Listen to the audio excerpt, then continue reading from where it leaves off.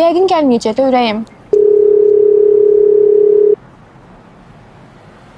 Yox, heç bir eləməz dəxə bu.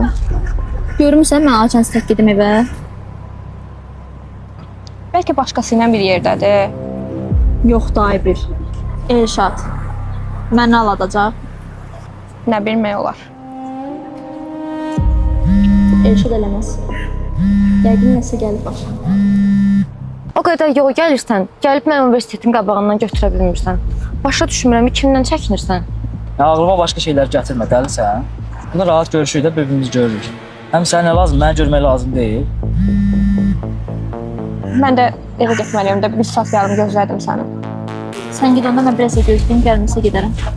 Mənə də xəbər eləyərsən. Yox.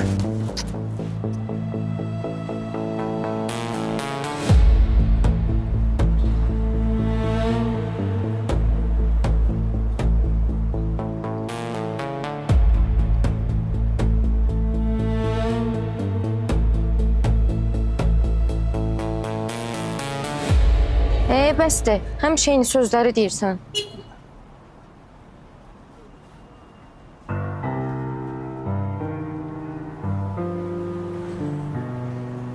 Xahiş edirəm, boş-boş şeylərə görə problem yaratmayaq da.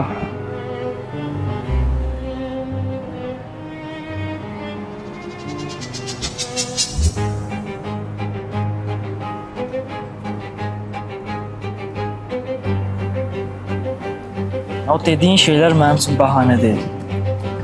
Məni azdan çoxdan tanıyırsan. Sənə də yəni söz vermişəm, yenə də söz verirəm ki, hər şey sənin ürəyin istəyən kimi yaxşı olacaq.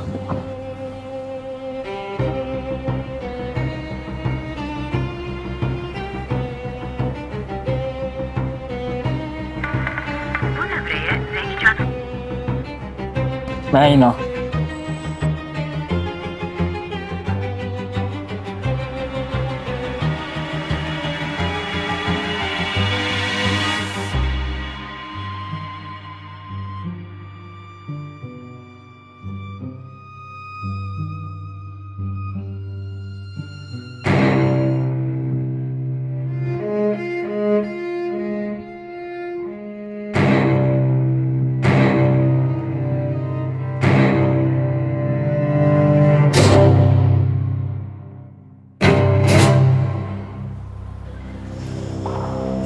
Oyda. Mən çox pis gedikdim də yəni. Sən özün getən yaxşısı burdan. Axşam xəbərləşərik də, yaxşı? Yaxşı, onda mən gedirəm, xəbər eləyərsən mənə.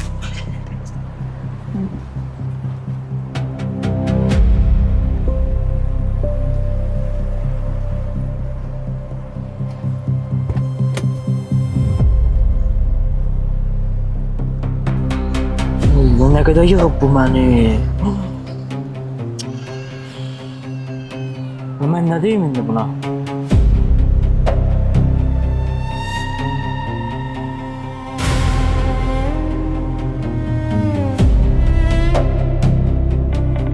Bu nömrəyə zəng çatmır.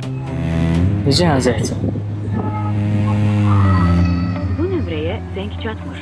Telefon yaz. Nə zəh çatmasın axı buna?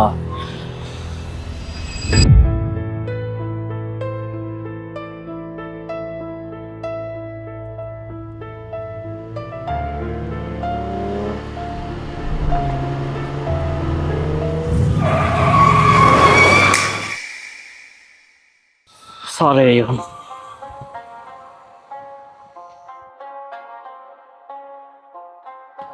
Necəsən Sara? Qız yola sala bildin axı? Mən ilk gündən Zəhraya demişdim ki, o güvənlir bir insan deyil. Nə danışsan sən? Nə qız? Saf rəfiqəm mənim. Yazığın gəlir sənin kimi kişi yüzlü, özünü saf göstərib, altdan iş görən kişilərə. Zəhra ilə sənə artıq donsuz.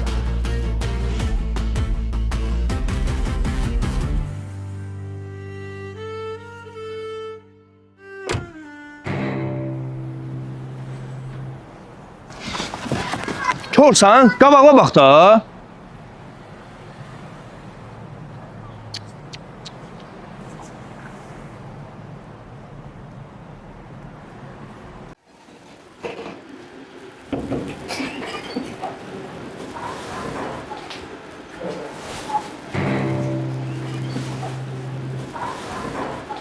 Hardan gəlsən az? Dərsdən.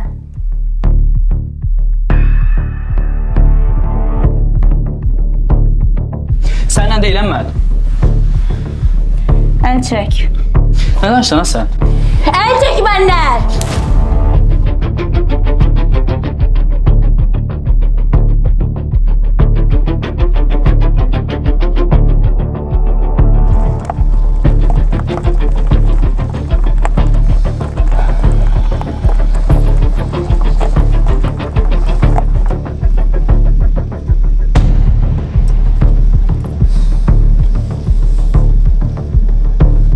Küçük.